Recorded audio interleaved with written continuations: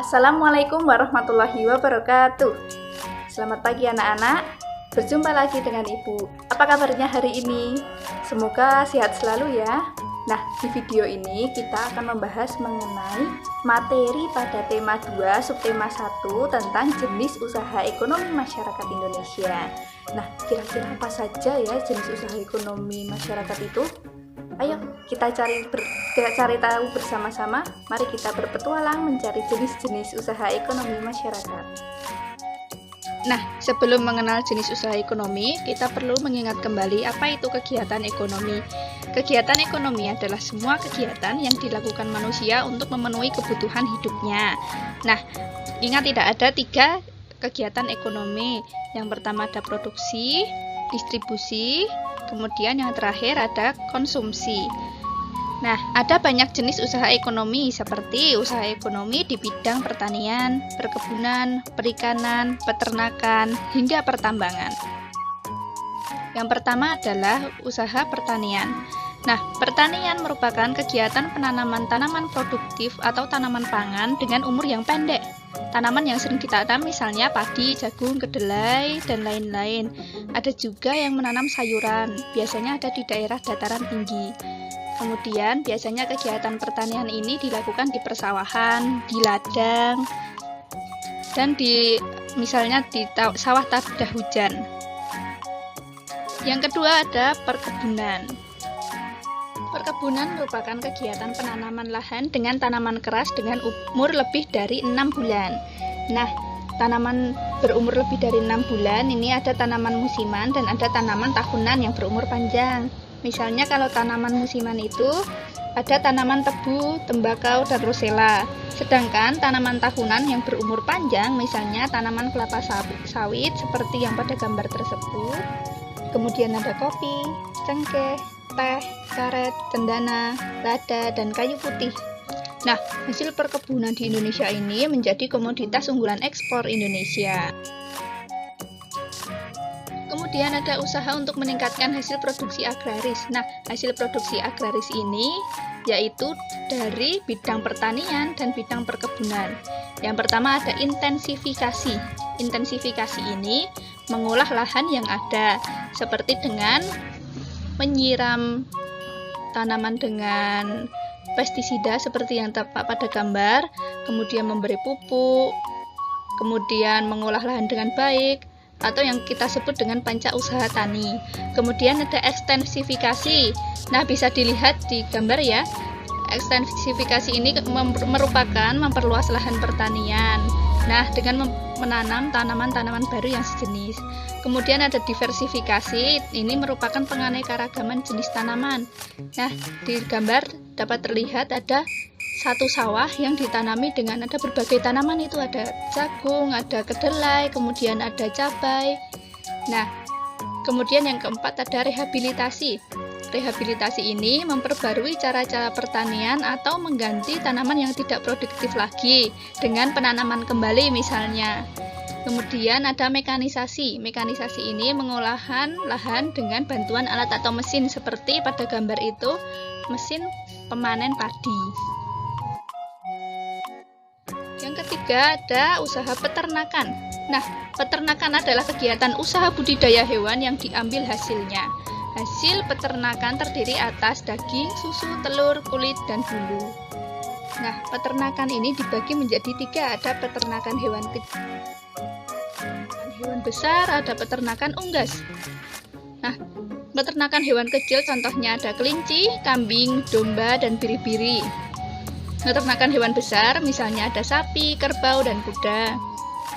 Kemudian peternakan unggas misalnya ada ayam, itik, burung, dan puyuh. Yang selanjutnya adalah usaha perikanan. Nah, perikanan ini merupakan kegiatan manusia yang berhubungan dengan pengelolaan dan pemanfaatan sumber daya dalam perairan. Nah, seperti dapat dilihat di situ ada bapak-bapak nelayan sedang mengangkut ikan-ikan hasil tangkapan. Jenis usaha perikanan. Yang pertama ada perikanan darat dan yang kedua ada perikanan air laut. Perikanan darat ini merupakan usaha memelihara dan menangkap ikan di perairan darat seperti di sungai, di danau, di rawa-rawa, Kemudian jenis ikan yang dibudidayakan misalnya ada lele, nila, mujair, gurami, dan ikan mas. Kemudian ada juga yang perikanan di air payau. Nah, ini dilakukan ditambak di pinggir pantai. Kemudian yang kedua itu ada perikanan laut. Nah, perikanan laut ini merupakan usaha menangkap ikan di pantai atau laut. Nah, biasanya yang ditangkap adalah ikan, udang, kerang, rumput laut, mutiara, dan kadang-kadang para nelayan membuat garam. Nah, yang kelima adalah pertambangan. Pertambangan merupakan kegiatan mengambil dan mengolah dan memanfaatkan bahan tambang untuk memenuhi Nah, ada 3 jenis bahan-bahan tambang. Yang pertama ada mineral logam, seperti pada gambar itu ada emas, perak, tembaga, bauksit, dan nikel. Kemudian yang kedua ada mineral non-logam. Mineral non-logam ini misalnya seperti di gambar itu batu gamping. Yang lainnya ada belerang, gipsum, marmer. Nah, yang jenis terakhir ada sumber energi. Contohnya minyak bumi, batu bara, dan gas alam. Kita sudah kembali lagi ke kelas. Bagaimana petualangannya tadi? Seru tidak? Wah, pasti seru dong. Nah, tadi kita sudah menyimak tentang jenis-jenis usaha masyarakat.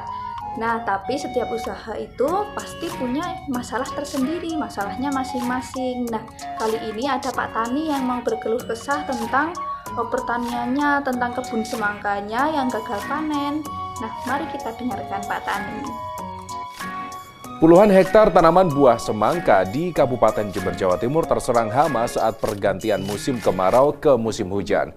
Akibatnya pertumbuhan buah semangka terganggu dan petani pun rugi puluhan juta rupiah.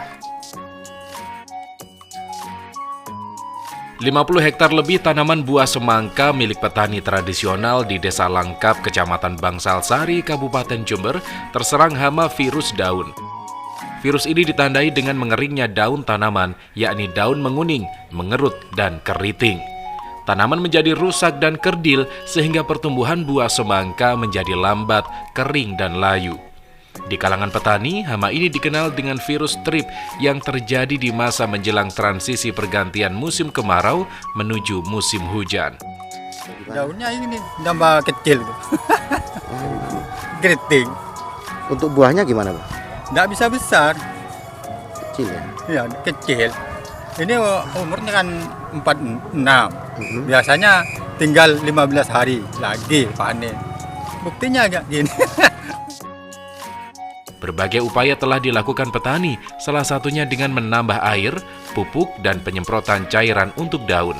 Namun tidak membuahkan hasil dan tanaman buah semangka tetap rusak. Dipastikan petani mengalami gagal panen dan rugi hingga puluhan juta rupiah.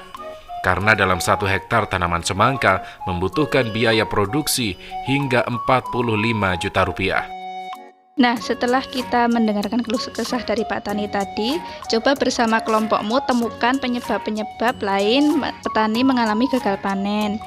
Nah, sekarang kita bermain TTS atau teka-teki silang. Nah, di sini sudah ada beberapa pertanyaan mendatar dan menurun. Silahkan dikerjakan.